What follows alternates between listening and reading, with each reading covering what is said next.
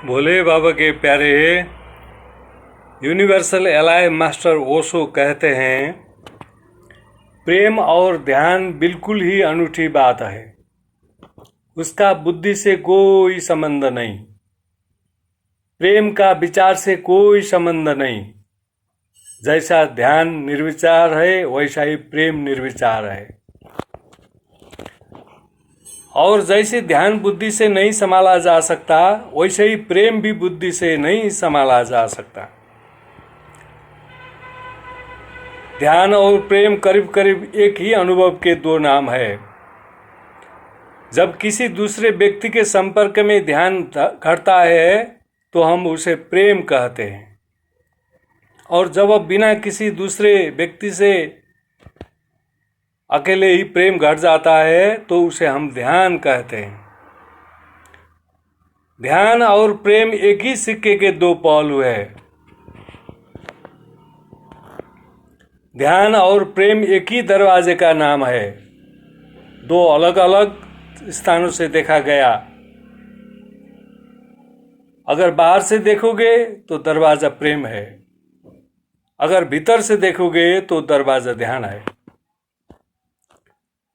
जैसे एक ही दरवाजे पर बाहर से लिखा होता है एंट्रेंस या प्रवेश, और भीतर से लिखा होता है एग्जिट बहिर्गमन, वो दरवाजा दोनों काम करता है।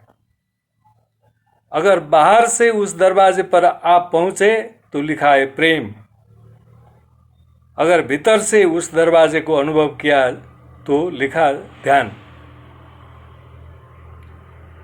होता है ध्यान। ध्यान अकेले में ही प्रेम से भर जाने का नाम है, और प्रेम दूसरों के साथ ध्यान में उतर जाने की कला है।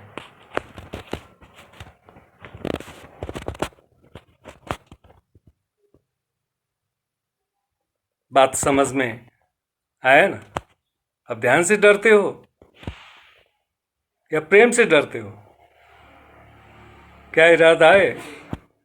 परम प्रिय मित्रों, यूनिवर्सल एलाय मास्टर ओशो अपनी प्रज्ञापूर्ण प्रवचन में सुपाच्य भाषा में खुलस्त और प्रशस्त कर देते हैं। जीवन से जुड़ी हुई हर विधाओं को वो प्रशस्त और खुलस्त कर देते हैं। करुणा भाव से, आदर भाव से, सम्मान भाव से, प्रेम भाव से, अभाव से